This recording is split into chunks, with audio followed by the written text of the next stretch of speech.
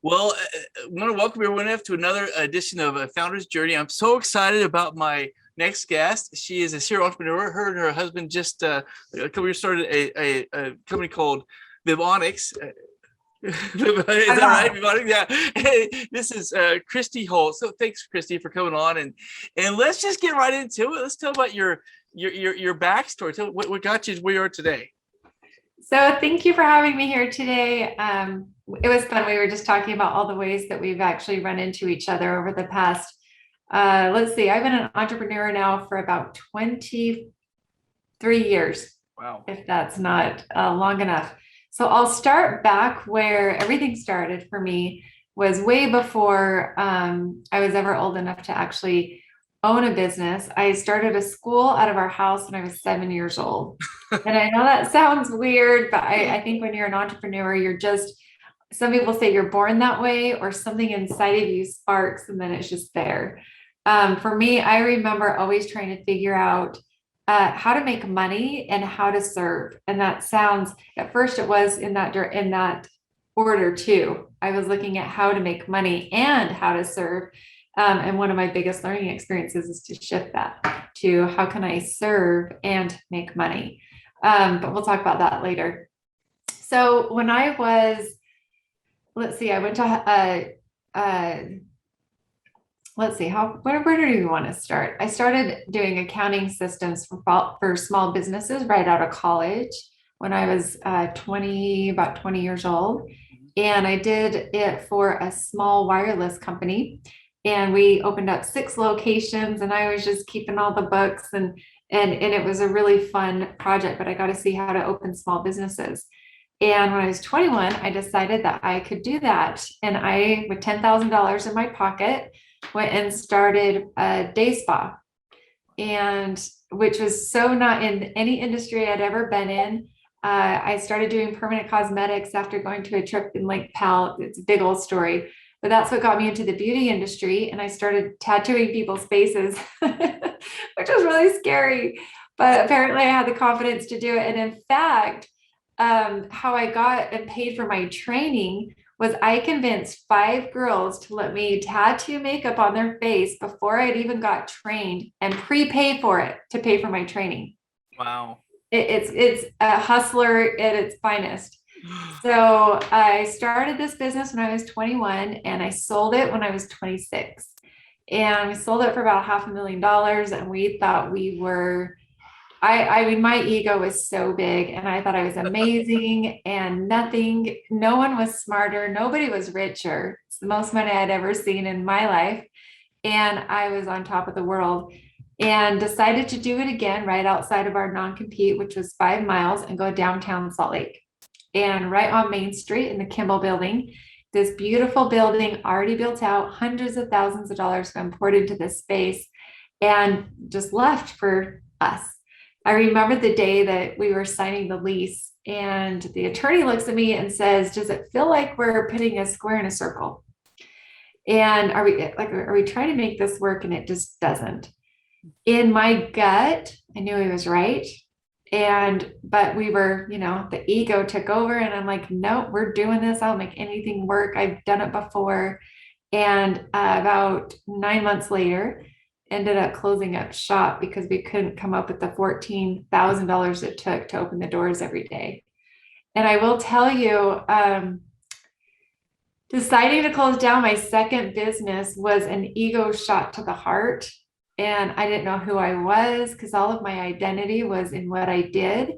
And it just plummeted this belief in that I built up about me and proving that I could do anything in the world, down to this, like, in my opinion, this embarrassment that I had to close the business because we couldn't make it work.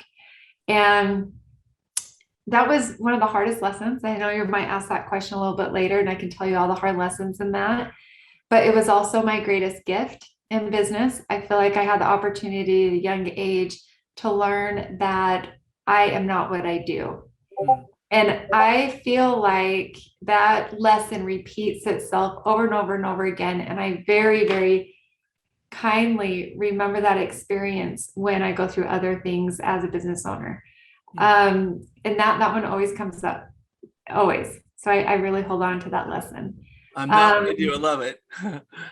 Yeah. And in fact, I watch others go through it, and I find a lot of compassion in that, because I think that it can drive people to depression. It can drive them to extreme things, and the health and relationships, decision making, just kind of plummet, depression, and I can get to that story later about when observed that with my partner. And it was actually the first time I felt depression in my life, was when I felt like I lost everything, disappointed everyone, and all that money I made, I just lost it in a lot of ways. We got a grant from downtown Salt Lake, and I didn't fulfill what I said I would. Oh, it was horrible. So then I took about a year and a half off, maybe 2 years. And in that time, got married, moved to Las Vegas, and had my first baby. And I was 30 something at this time. Actually, I took more off. Yeah, because I had a really great, successful husband. And I had 1.5 kids. So I have 1.5. And I started my next company. And it was an e-commerce. I decided I didn't want to do anything more with brick and mortar.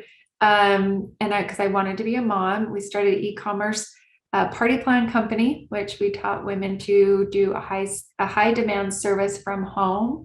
So it was a home-based business, and we were in 48 states within 2 years. We imported all of our stuff from China. So that was my first experience with that. We developed all of our own products. So we manufactured our own product line. And what was interesting about that experience is we had 50 women pay us, and our goal was to hit $50,000 before we launched. And we got 50 women to pay us $1,000 each before they'd ever even smelled, touched, or felt our product. And it was awesome. And I loved that business. What I loved most about that was how we helped women financially. Mm-hmm. We found that $300 in a household would change the trajectory of the family. $300. So we called it cash in pocket. These stay-at-home women could airbrush tan other women, and the number one thing we found was that cash that was generated. Secondly, we found the connection and the vulnerability and this magic that happened when women got to experience this service. So it touched my heartstrings. I love helping women. I kind of had a thread through all these businesses. After 7 years of that business, I sold it to my business partner, and it just resold for the second time. And in the midst of that, my husband and I did an aluminum anodizing company that our biggest customer ended up buying us after a year. So then we did and opened our first solar company. And that solar company we had for about 4 years and sold that. And that's when I went back to work. All that and went back to work. And I got a job at a wealth management firm. I realized that I had a ceiling on my own belief about money, and I could only hit a certain level of success. So what better way to understand different levels of success than be around more money? Mm-hmm. At least that was my thought concept. And I proved myself right. I was part of amazing conversations and around very abundant, high wealth people who talked about business differently and did business differently. And I was so grateful to be a fly on the wall, learn from them, learn from other CEOs in our community. I joined many networking groups, and when I would just sit and listen and learn and see what I could gather from these very successful entrepreneurs and other CEOs. Of course, my entrepreneur spirit didn't die. So while I had that job, my business partner and I, we were a part of 4 other additional startups. One in CBD manufacturing, another one in auto lending. And I got to experience what it was like to be a part of a fund, raise money, and then of course, finance subprime auto lending. And then also a magazine. We started a magazine together and a media company, and then this technology company.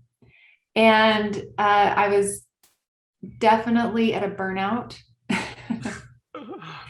because in the midst of that, had 3 more children. So this time I had 4 children. And I can get into some other personal stuff that drove Ryan and I to develop and continue with Vibeonix. But in the beginning of 2019, decided I was going to die or my businesses were. I mean that in all reality. And so negotiated out of all the operations of things. Some of the businesses I just walked away from, other ones I negotiated out, and some of them we still maintain small amounts of ownership, but decided to only focus on what I feel was the most important to me and that could do the best in the world. I was tired of being tired and I wanted to be in purpose. And I started going through some of my own healing and seeing the world differently and through some of our own experiences, and decided to do business differently, where I was set that if we could build a business that was truly helpful, that everything else would fall into place. So we shifted the way we did business, and it's been an incredible ride. We never would have imagined where we've come and how long it took to get here, but the rewards that have come in the process. To be where we are today, it wasn't easy. It was actually really, really hard, but it was that drive that got us through that. And now I feel like we're doing something that's meaningful and that brings purpose, and ironically is extremely helpful in the chaos that the world is in right now. And so, it's the timing was perfect around COVID hitting. It gave me time to kind of detach from all those businesses and then also focus and bring Vibeonix into true fruition.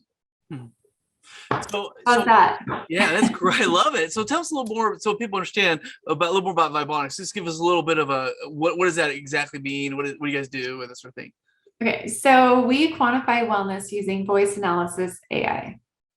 Okay. It's a big thing, but I'll tell you what at the core, what does that mean? So we are a technology company, but really what we do is heighten your emotional intelligence through self-awareness. Again, so what does that mean? It helps you see where your current emotional state is, and then gives you an idea of how to move through it and manage through that emotional response. And then like getting into your heart and mind coherence. So, and all done through scientifically proven algorithms and evidence-based science as well.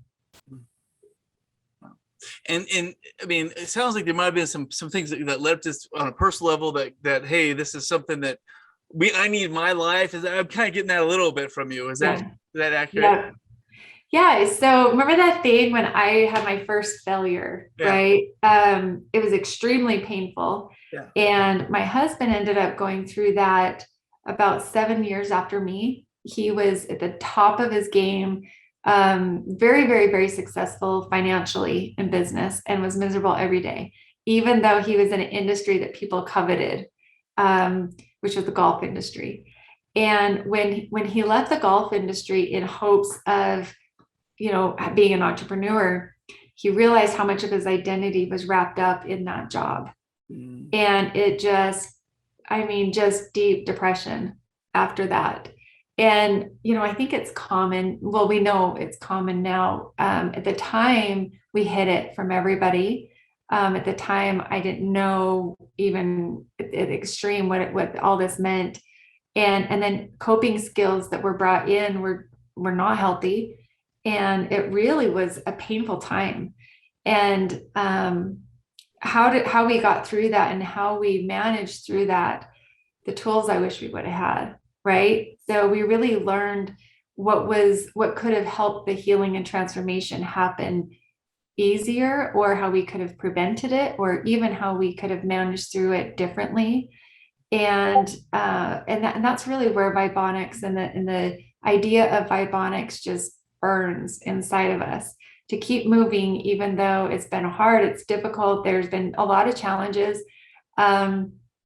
Just knowing how important it was and how much it could have helped our family. And then the families that we met that were going through similar things, whether it's depression or anxiety, that ends up in addiction, that ends up in separation, divorce. Like there's a lot of outcomes that come when we don't know how to respond to our emotional situation. Like we emotionally respond and we don't know how to manage through that. And really in our culture, I don't know that we are ever taught the tools to navigate through life.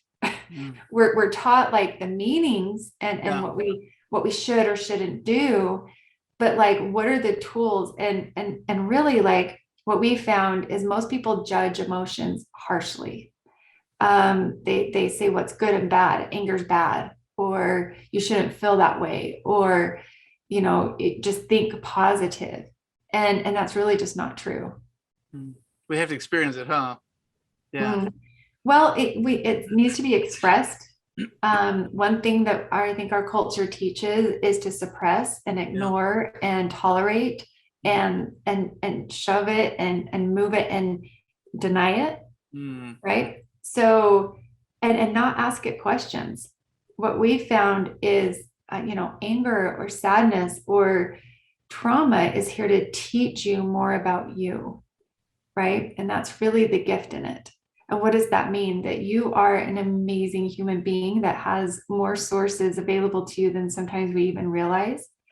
And when we don't realize that, something happens to teach us, again, how to remember who we are and who and what we really are, right? So I think those trials that come are to guide you back to know who you are. And so how do we ask our emotions questions? Give it a seat at the table, let it be seen, let it be heard, let it be felt, and then it moves through you. And this is, now we're getting into science and energy and frequency and how we can prove this, right?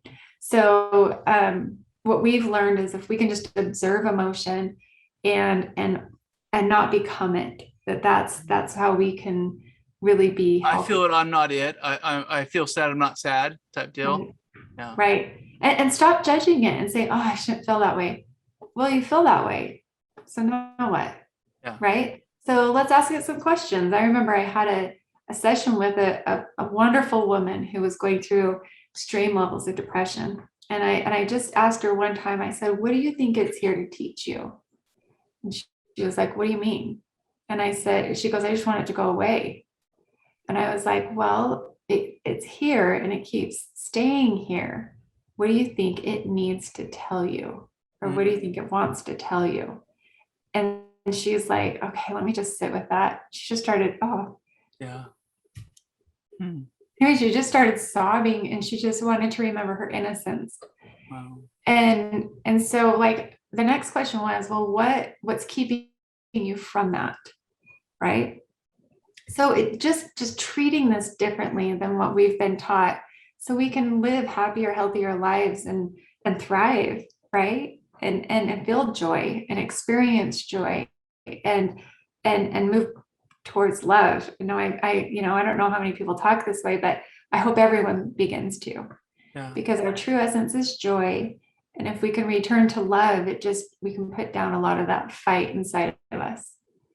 I think the beautiful thing I like about this conversation is that you're truly you're living your passion right now. I can feel this as you talk. I mean, this is something that's so important to you from both personally and then what you're seeing other people, and that this is something that this founder's journey, this one is something that really touches your heart and touches other people's hearts, right? Some of the things before what got you here, but this is what you're here for. Is that what I'm kind of feeling a little bit? 100%. And so when you're saying like, what's your founder's journey? I think when people start businesses and start companies, it's because there's usually one of two things. And it's usually like, how do I make money? Yeah. Right. Which is important. For my family, which is extremely important. Right. Yeah. And then do I like it? Yeah. And sometimes they are not coherent. Yeah. And sometimes they are. And not only do I like it, but am I passionate about it? Because when you start a company and you just like it, there's a really high predictability that you will stop. And you'll either stop because it doesn't make money, you'll stop because you just don't want to do it anymore, or you'll stop because it's doesn't make money and you can't afford to continue to do something that you really don't like anyway. Yeah. But you know, and that's a whole other conversation about when is it okay to quit? Yeah. Right. That there's a whole book that should be wrote on that. That's Because right. sometimes the no's, like knowing when to say no, knowing when, you know, asking yourself what's important. And so much that we give away to other people and specialists or people that are smarter, or people that we put on a pedestal to help us make decisions, where if we just ask ourselves, we are our greatest teacher. All of the truth is within. By the way, that's one of my biggest lessons. Okay. That all the truth is within, huh? That's the yeah. I'm glad, because I was going to ask you what was the you know, if you had to give some advice, I mean, what was the greatest lesson, and what advice you would give somebody? You know, I went to college for about 3 years in business management and accounting, but I didn't graduate. Okay. I am not a psychologist, but I love and adore human behavior. I've observed it my whole life. Every time I was in, oh, by the way, I became a licensed esthetician when I had a day spa. So I got to sit with women specifically all the time. So I love human behavior, but I'm not a psychologist, right? I absolutely adore or learn. I was going to say, actually, I adore people, but I just said that. I love data. And yet I'm not a data scientist. So I had stories inside me that I think I needed to reach out to the specialist or to the professionals. And what I realized is that was just a story that kept me from creating what I intuitively knew was right. That yes, I need their help, but there was something in me guiding me to this that didn't require any of those things.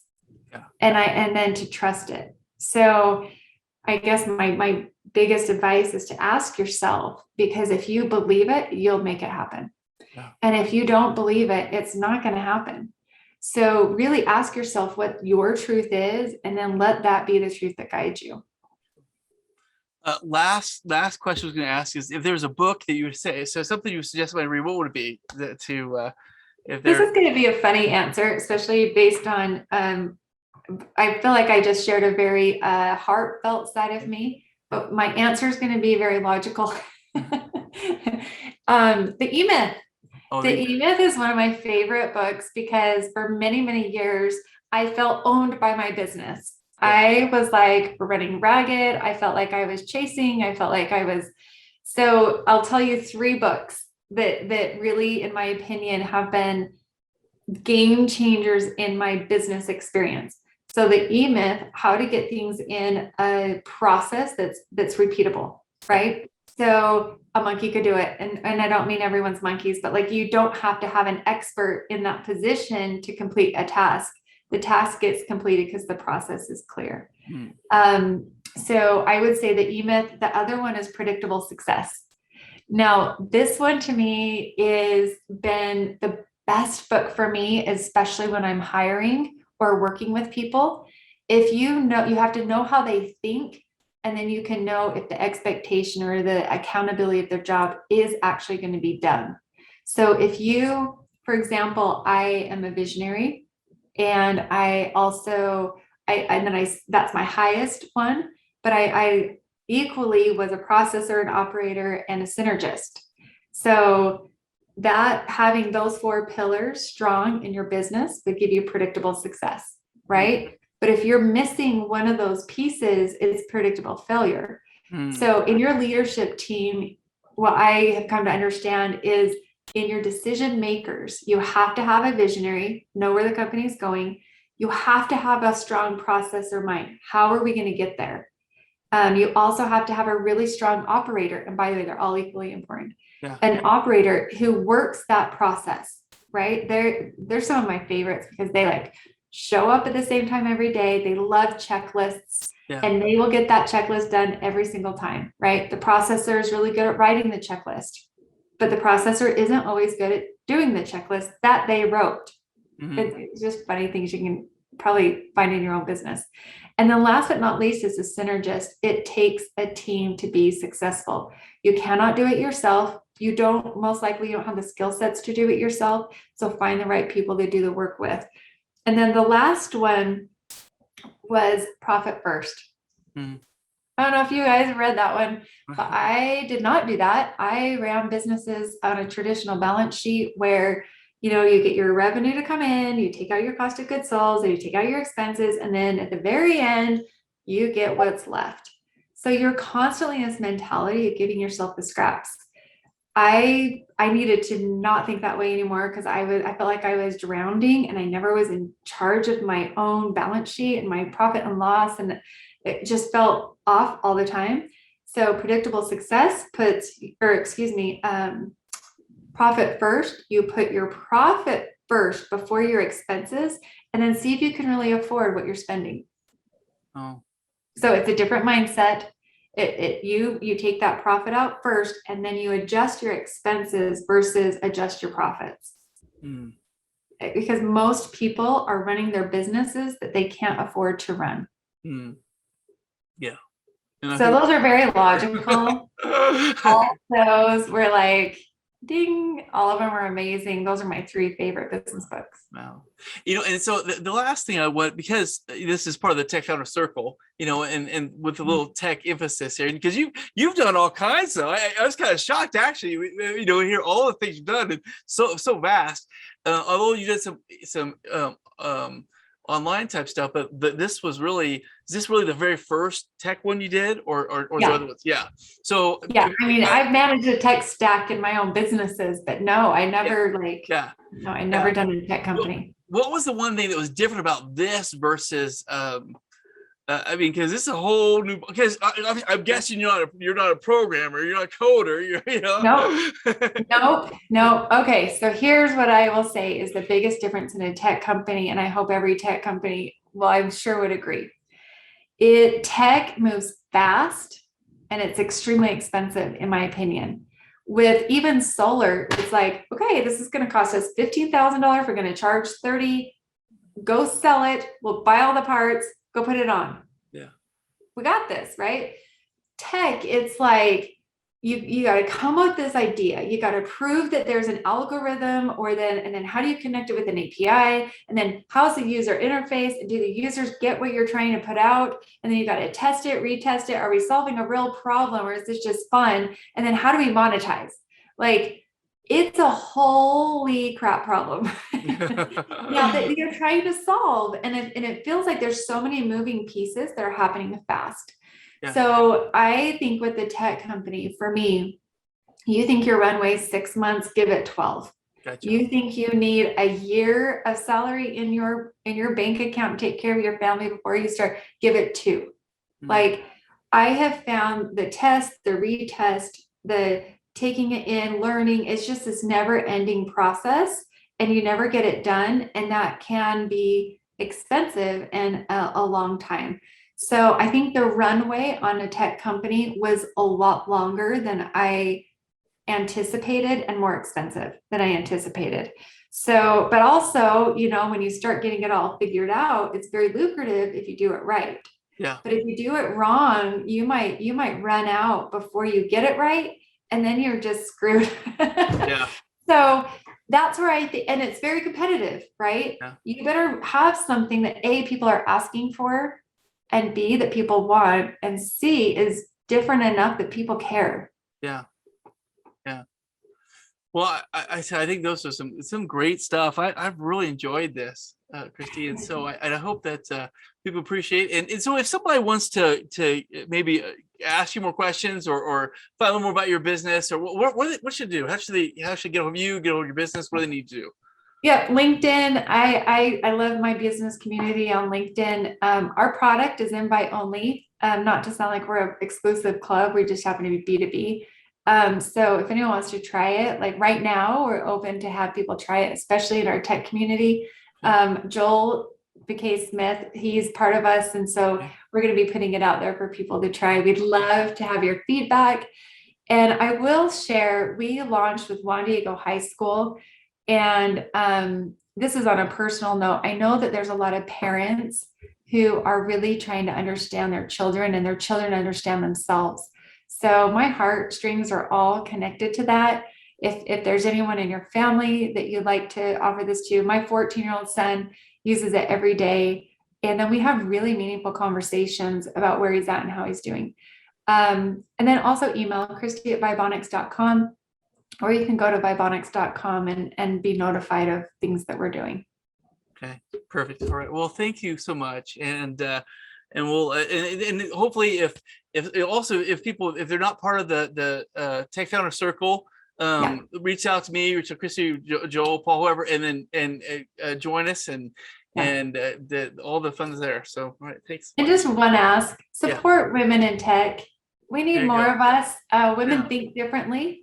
It's so relevant. It's so clear that we think differently. So I think having women in tech can really be awesome. So if you know women in tech, support them and really help their businesses flourish, because I think they're doing some really cool things in the world.